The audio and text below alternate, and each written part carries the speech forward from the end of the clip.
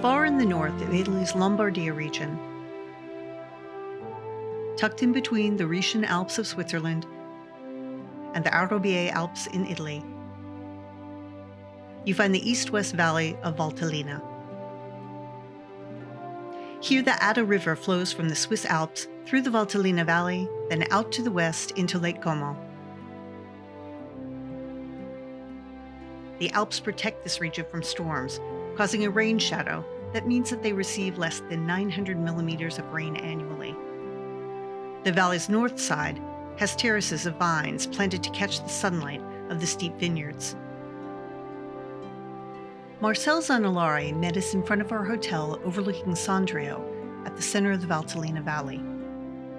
This is the northern part of Lombardia, Italy, a valley between the Alps and just across the border from Switzerland. Michael and I, along with fellow wine writer Gwendolyn Alley, jumped into Marcel's little hatchback Audi and sped off to the east end of Valtellina. We would spend part of our day with Marcel and part of our day with Marco Triacca, two Swiss winemakers in Valtellina, so similar yet so different. Marco Triacca, you will remember, has everything organized to run as efficiently as a Swiss watch. His father, Domenico, was well known for the Girapoggio planting system here in the valley. At the same time, Marcel's father, Giuliano, was working with new resistant varieties in the valley. These two contemporaries, innovating in different ways in the wine region, both now have sons, continuing their legacies in the Valtellina Valley. Mind you, these two legacy winemakers, while friends, have very different approaches. Marcel's vineyards are past Valgella in the Valtellina Superiore region near Tirano, on the east end of the valley. He has vineyards in Bianzone, Villa di Tirano, Vangione, as well as some in Teglio that are at almost 900 meters above sea level. 7 of the 12 hectares he has planted with grapes are rented. 5 of those hectares are cultivated with PiWI resistant grape varieties. They also have contracted property near one of their vineyards to manage olive trees and clean the forest to promote biodiversity near their vineyard.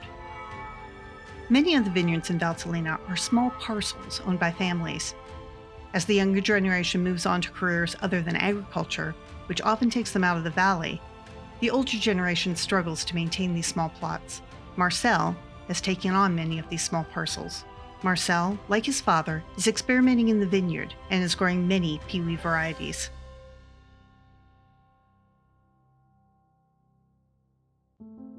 The first of his vineyards we would visit was about a 20-minute drive from Sondrio. As we headed east, Marcel explained the regions and sites as we passed through them. You find orchards of kiwi, apples, hops, and olive trees. We passed through Curo, which Marcel tells us is now the capital of wine in the valley. We can look up and see the remains of the Castel Grumello. In the flat area near the Adda River, you find land for agriculture and livestock. This area, which sees morning dew, is unsuitable for wine grapes. Marcel turns off the main road, south to what is known as the dark side. This is the south side of the valley, which gets significantly less sun than the north. During 2 months of the year, this land will not see any sun. This area, shaded by the aerobic Alps to the south, is not typical grape-growing land. But then Marcel Zanolari is anything but typical. Marcel leads us down the hill past a little garden. Carmen, the owner of this garden, is 84 or 85 and also raises chickens. We continue on into a vineyard where a team picks Nebbiolo. Marcel is working to change the soil in this vineyard. He digs down a bit, and the soil becomes richer and darker. This is due to their biodynamic practices. Marcel tells us that they will begin propagating grapevines where there are empty spaces in the vineyard. These are places where the vines have died out or need to be pulled out. In those places, they will bend a cane from the vine next to the empty spot and plant it in the ground. When the new vine is established, it will be cut away from the original plant. This is a method called layering. This differs from cloning, so the new vine differs from the parent plant. Marcel finds that this adds complexity to the wines. In 2006 and 2007, they propagated some vines in this way near their house. they found that the parent and the new layered plants were very different when making wine from these vines. The team in the vineyard right now is harvesting Nebbiolo to make Sforzato. For this wine, they harvest when the grapes are not fully ripe and then dry them for 2 months to concentrate the sugars and increase the alcohol. Due to climate change, the land on the dark side is becoming better and better for growing wine grapes. Before, they looked to places in the valley that didn't have snow to find the best vineyards. Now it is the opposite. With climate change, the south-facing slopes have difficulty with water and hot summers.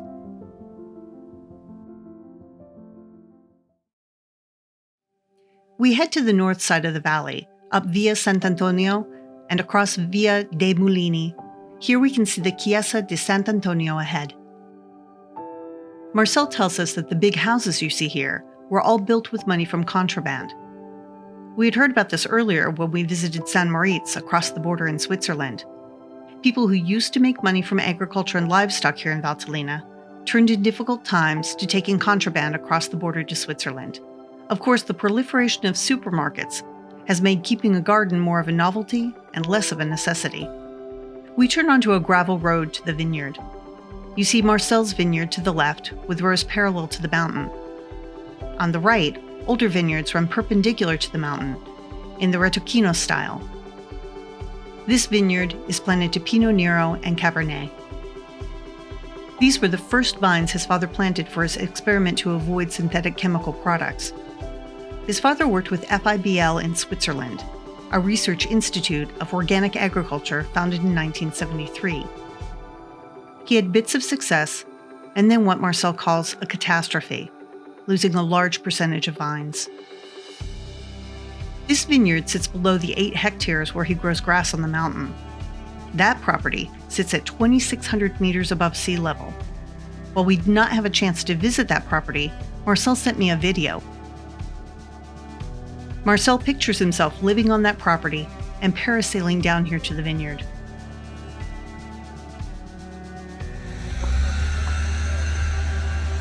This is, for example, Ariner Noah. Thought to be a cross between Petit Verdot and Merlot, created in 1956, DNA research has determined that this is actually a Tannat Cabernet Sauvignon cross. In the beginning, they sell milk teas as a resistant grapes, but it's not resistant. While they farm biodynamically, there is a bit of compromise. They have a tractor. Mind you, these are tiny tractors like the little cars in Italy. This allows them to cut the grass, spray the biodynamic preparations, and pick up harvested fruit and prunings. They try to consolidate their passes so as not to compact the soil. They are mowing this vineyard today, and the tiny tractor with a mowing attachment cuts the grass as it moves from west to east. When the mowing is complete, they will harvest here. Now if you look here, we can wait a little bit because normally they must be very brown. Dark brown. Yeah. Yes, but so we save a little bit of acidity because so is the wine more light.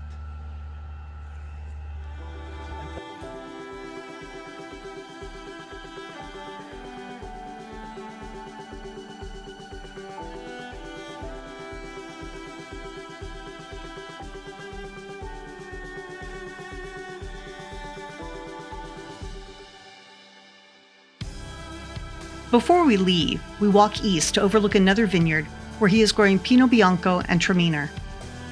Past it, you can see the Chiesa di San Lorenzo bell tower in the Villa di Tirano. The church bell begins to ring. Yes, I am totally enchanted with these small villages. Marcel mentions that organic vineyards can still use copper and sulfur. In 10 years, he sees this as being worse than chemicals because you're adding these metals to the soil. With biodynamics, you are finding equilibrium. Marcel began learning about biodynamics through the group in Trentino, where the biodynamic movement in Italy is substantial. There, they make the preparations as a group. Here in Valtellina, there are just 2 wineries. It's expensive for the biodynamic consultant from Trentino to come here, so they figure out much on their own.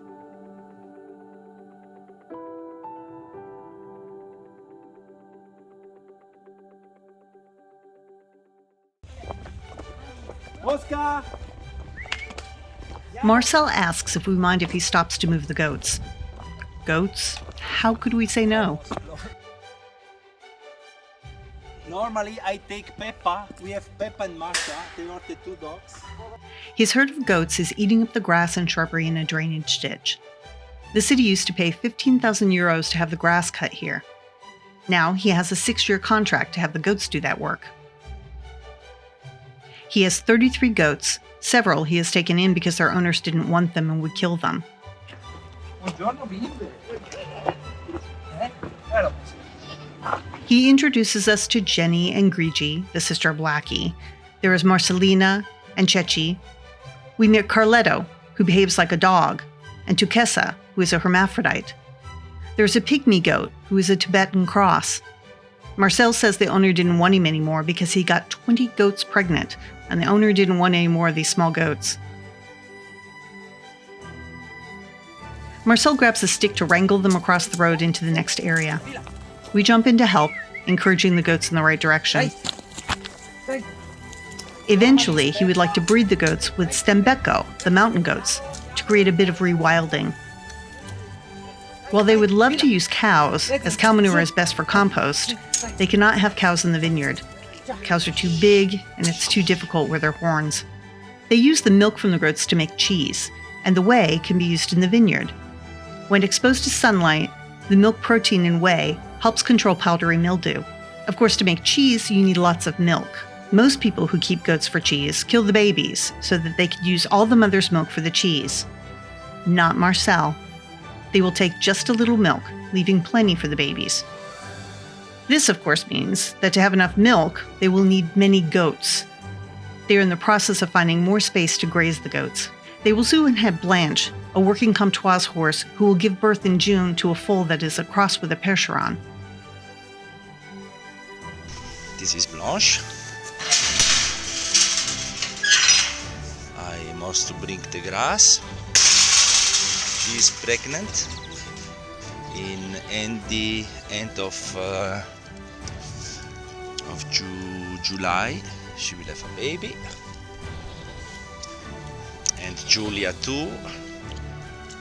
Perla baby too. Altogether they are 15. And next week we change the place. They go in the river for just to the harvest time. Voila.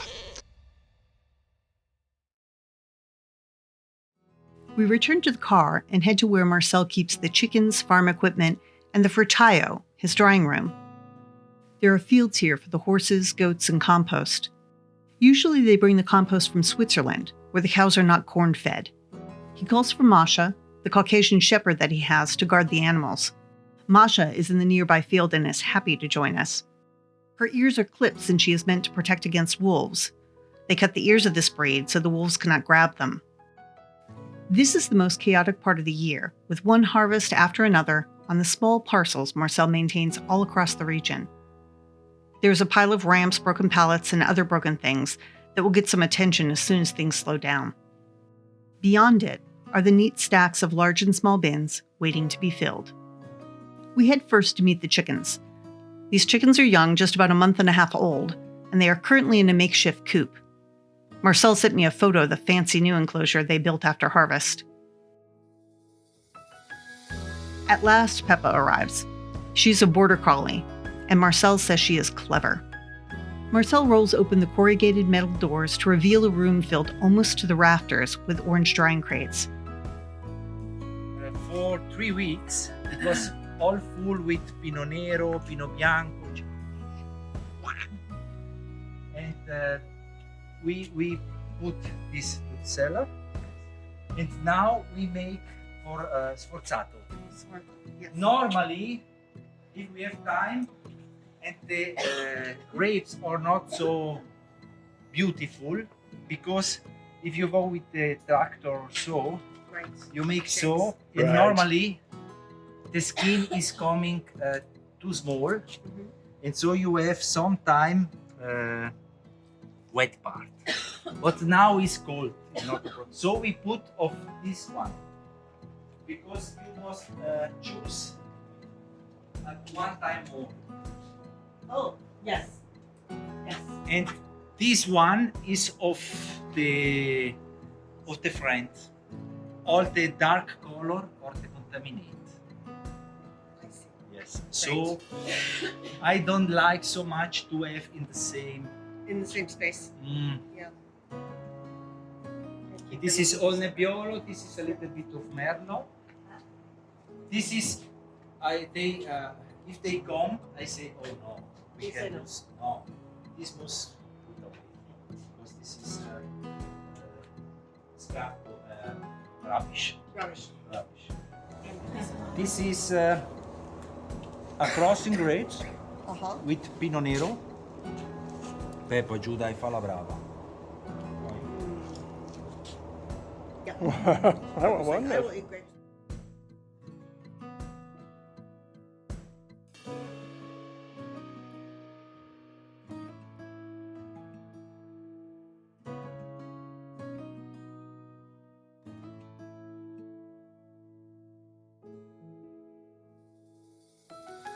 Suddenly, Peppa runs down the driveway to greet a truck and trailer backing in with the fruit we watched being picked this morning. These little trailers are designed efficiently, with every side able to open to unload. This is very helpful in the small alleyways in most Italian villages. Marcel prefers using the truck and trailer instead of a tractor for moving the grapes. It is faster, and the truck has suspension, so the grapes don't get bounced around as much, and the skins stay intact. This is especially important with the sforzato, where any breakage invites mold. As the crew unloads the fruit, we head back to the car to go to the cellar.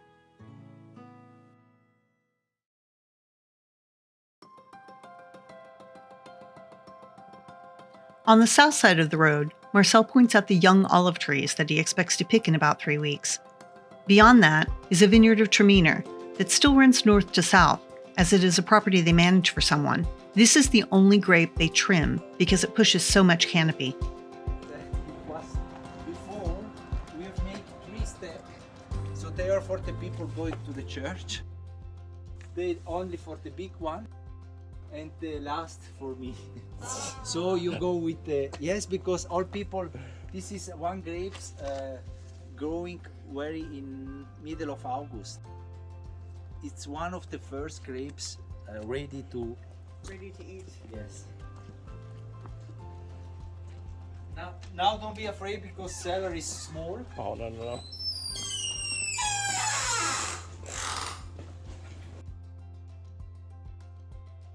It is a little bit fermentation.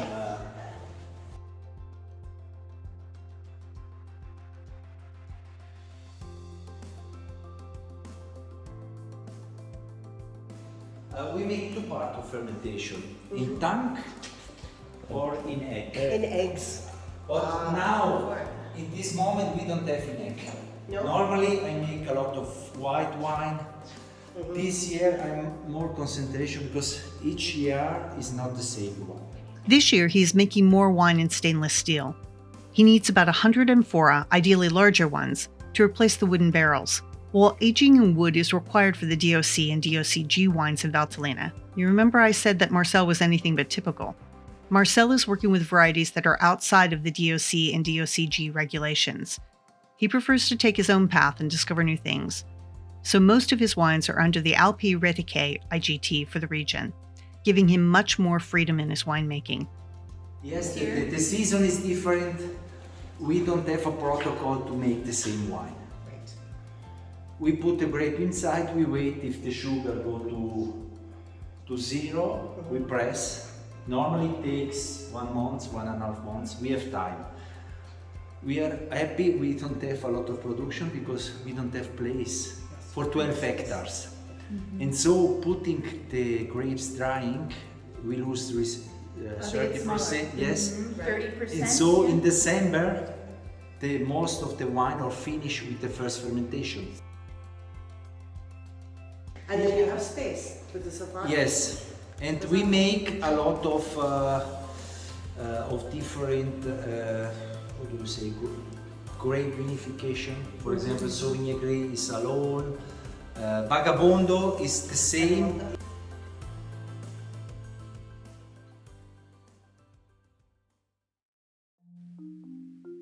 We grab a glass and taste some of the fermenting wines.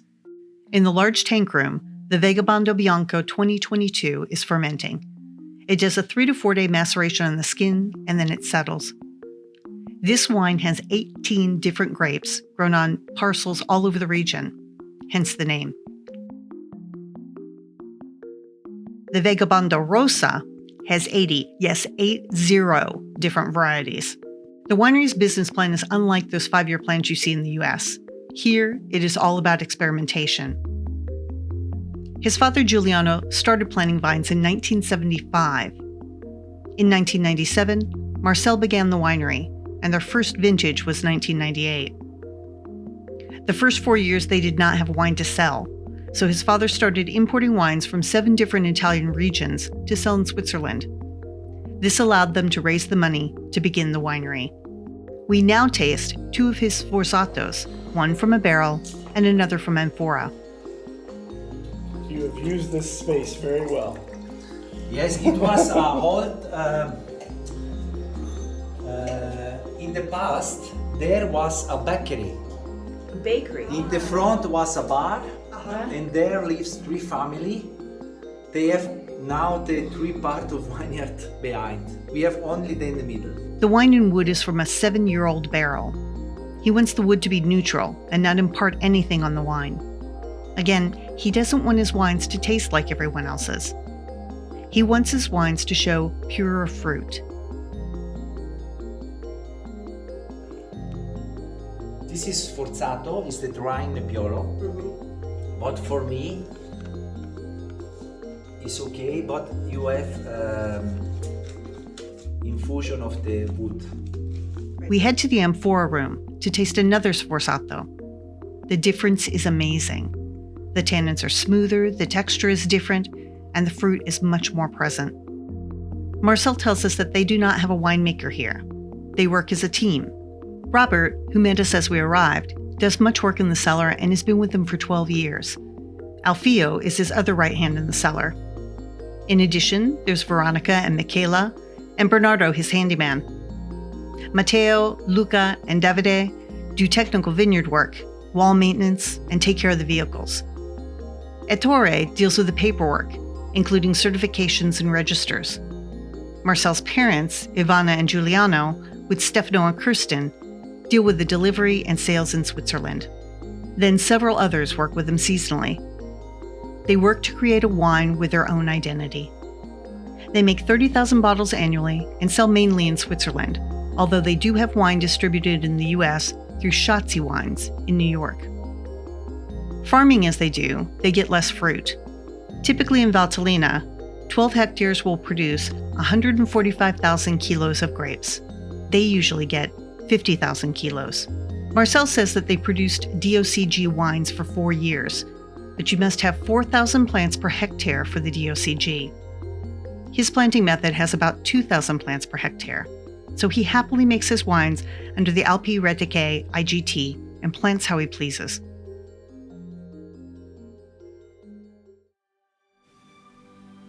Now it is time to go see Marco at La Perla. We head west on Via Teglio, passing the church down the street, and head west to La Perla. Our time with Marcel was a whirlwind of information. You can see the differences between him and Marco now.